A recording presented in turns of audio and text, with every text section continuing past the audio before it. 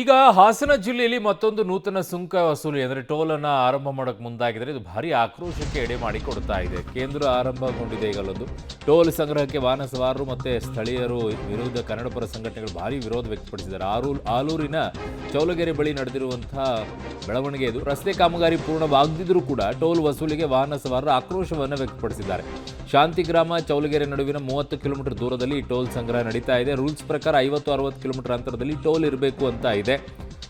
So ಇಂದಿನಿಂದ ಏಕಾಏಕಿ toll ವಸೂಲಿ ಮಾಡ್ತಾ ಇದ್ದಾರೆ ಅಂತ ಈಗ ಸ್ಥಳೀಯರು ಆಕ್ರೋಶವನ್ನ ವ್ಯಕ್ತಪಡಿಸ್ತಾ ಇದ್ದಾರೆ. ಶಿರಾಡಿ ಘಾಟ್ ಮಾರ್ಗದಲ್ಲಿರುವಂಥ ಚೌಲಗೆರೆ ಟೋಲು. ಸೊ ಈಗ ಅಲ್ಲಿ ಒಂದಿಷ್ಟು ಗಲಾಟೆಗಳು ನಡೀತಾ ಇದೆ. ಹಲವು ಕಡೆಗಳಲ್ಲಿದೆ ರೀ, ರೋಡೇ ಸರಿ ಇರೋದಿಲ್ಲ, ಆದರೂ ಟೋಲ್ ಸಂಗ್ರಹ ಮಾಡ್ತಾರೆ. ಕೇಳೋರಿಲ್ಲ, ಹೇಳೋರಿಲ್ಲ. ಈ ಬೆಂಗಳೂರದ್ದು ಅಷ್ಟೇ. ಬೆಂಗಳೂರಿನ ನಗರ ಪ್ರದೇಶದಿಂದ ಆಚೆ ಹೋಗ್ಬೇಕು ಅಂದರೆ ಇಲ್ಲಿ ಟೋಲ್ ಕೊಟ್ಕೊಂಡೇ ಆಚೆ ಹೋಗ್ಬೇಕು. ಮಜಾ ಇದೆ ಇಲ್ಲೊಂದಂತೂ. ಇಲ್ಲಿ ನೈಸ್ ರೋಡ್ ಹತ್ರ ಟೋಲ್ ಸಂಗ್ರಹ ಆಗುತ್ತೆ. ಅಲ್ಲೂ ಅಷ್ಟೇ, ಅವ್ನು ಟೋಲ್ ಕಟ್ ಮಾಡ್ಕೊಳ್ತಾ ಇರ್ತಾನೆ. ಸಿಟಿ ಒಳಗಡೆನೂ ಬರುತ್ತೆ ಅದು. BBMP ವ್ಯಾಪ್ತಿ ಬರೋದು ಇದ್ರವರೆಗೂ, ನೈಸ್ ರೋಡ್ವರೆಗೂ. ಇಲ್ಲೂ ಹಾಗೆ. ಈಗ ರೋಡೇ ಸರಿ ಇಲ್ಲ, ಟೋಲ್ ಸಂಗ್ರಹ ಮಾಡ್ತಿದ್ದಾರೆ. ನನ್ನ ಸಹೋದ್ಯೋಗಿ ಈಗ ಶಶಿಧರ್ ನನ್ನ ಸಂಪರ್ಕಕ್ಕೆ ಸಿಗ್ತಾ ಇದ್ದಾರೆ. ಶಶಿಧರ್, ಯಾರು ಹೇಳಲ್ಲ, ಯಾರು ಕೇಳಲ್ಲ, ಅದಕ್ಕೆ ಈ ಪರಿಸ್ಥಿತಿ ಆಗ್ಬಿಟ್ಟಿದೆ. ಕಂಡಂಗೆ ಟೋಲ್ ಸಂಗ್ರಹ ಮಾಡ್ಕೊಂಡು ಹೋಗ್ಬಾರ್ದಾ ಇರೋದು.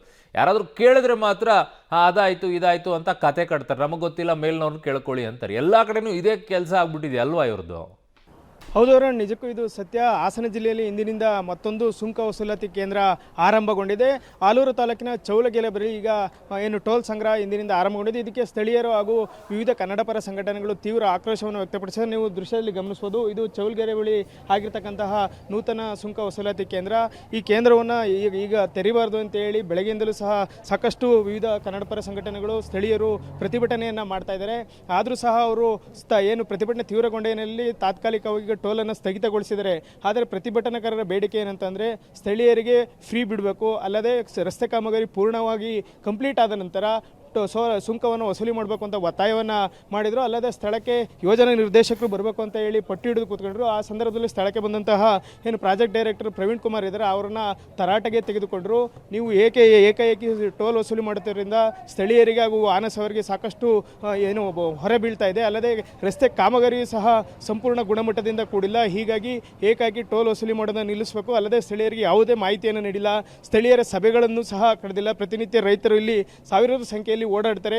ಅವರು ಸಹ ಈಗ ಹೆಚ್ಚಿನ ಸುಂಕವನ್ನು ಕಟ್ಟಬೇಕಾಗಿದೆ. ಹಾಗಾಗಿ ಇದನ್ನು ಕೂಡಲೇ ನಿಲ್ಲಿಸಬೇಕು ಅಂತ ಒತ್ತಾಯವನ್ನು ಮಾಡಿದರು. ಆದರೆ ಏನು ಪ್ರಾಜೆಕ್ಟ್ ಡೈರೆಕ್ಟರ್ ಏನಿದ್ದಾರೆ, ಅವರು ಎಲ್ಲ ಇದಕ್ಕೆ ಸಭೆಗಳಿಗೂ ನಾನು ಬರಲು ಸಾಧ್ಯವಿಲ್ಲ, ನನ್ನ ಕೆಳಗಿನ ಸಿಬ್ಬಂದಿಗಳನ್ನು ಕಳಿಸ್ತೀನಿ, ಅವರು ಬಂದು ತೀರ್ಮಾನ ಮಾಡ್ತಾರೆ ಅಂತ ಹೇಳಿದರು. ಈ ವೇಳೆ ಪ್ರತಿಭಟನಾಕಾರರ ಮೇಲೆ ಆಕ್ರೋಶವನ್ನು ವ್ಯಕ್ತಪಡಿಸಿದರೆ ಅವರು ಸ್ಥಳದಿಂದ ಕಾಲ್ಕಿತ್ತಿದ್ದಾರೆ. ಸ್ಥಳಕ್ಕೆ SP ಮೊಹಮ್ಮದ್ ಸುಜೇತ್ ಅವರು ಬಂದು ಪ್ರತಿಭಟನಾಕಾರರ ಮನವೊಲಿಸುವಂಥ ಒಂದು ಪ್ರಯತ್ನವನ್ನು ಮಾಡ್ತಾ ಇದ್ದಾರೆ. ಆದರೂ ಸಹ ಪ್ರತಿಭಟನಾಕಾರರು ಇಲ್ಲಿ ಸುಂಕ ವಸೂಲಾತಿ ನಿಲ್ಲಿಸುವವರೆಗೂ ನಾವು ಇಲ್ಲಿಂದ ಕದಲಲ್ಲ ಅಂತ ಹೇಳಿ ಪಟ್ಟನ್ನು ಹಿಡಿದಿದ್ದಾರೆ. ಪ್ರಾಜೆಕ್ಟ್ ಡೈರೆಕ್ಟರ್ ಹೇಳುವ ಪ್ರಕಾರ ನಾವು ಮೇಲಿನ ಅಧಿಕಾರಿಗಳು ಹಾಗೂ ಸರ್ಕಾರ ಏನು ನಿರ್ಧಾರ ಮಾಡುತ್ತೆ ಅದರಂತೆಯೇ ನಡೆದುಕೊಳ್ತೀವಿ, ನಾವು ಯಾವುದೇ ಕಾರಣಕ್ಕೂ ಸುಂಕ ವಸೂಲಾತಿಯನ್ನು ನಿಲ್ಲಿಸಲಿಲ್ಲ ಅಂತ ಹೇಳಿ ಇಲ್ಲಿಂದ ಹೇಳಿರ್ತಕ್ಕಂಥದ್ದು ಅರುಣ್. ಓಕೆ ಶಶಿಧರ್, ನಿಮ್ಮೆಲ್ಲ ಮಾಹಿತಿಗೆ ಧನ್ಯವಾದಗಳು.